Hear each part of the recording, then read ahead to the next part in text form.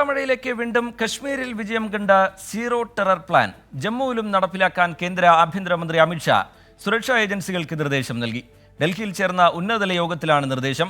ഭീകരവാദത്തെ തുടച്ചു നീക്കാൻ യുദ്ധകാലാടിസ്ഥാനത്തിൽ പ്രവർത്തിക്കണമെന്നും അമിത്ഷാ പറഞ്ഞു.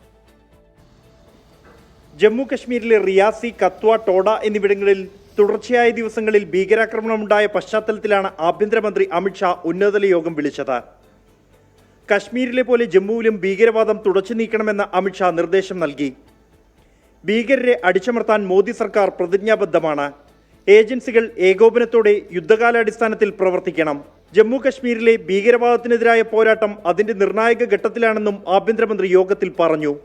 സംഘടിത ഭീകരാക്രമണങ്ങൾ ഇപ്പോൾ നിഴൽ യുദ്ധങ്ങളായി ചുരുങ്ങിയിട്ടുണ്ടെന്നും ഭീകരവാദ പ്രവർത്തനങ്ങൾ ഗണ്യമായി കുറഞ്ഞതിന്റെ പ്രതിഫലനമാണ് സഞ്ചാരികളുടെ ഒഴുക്കെന്നും യോഗം വിലയിരുത്തി.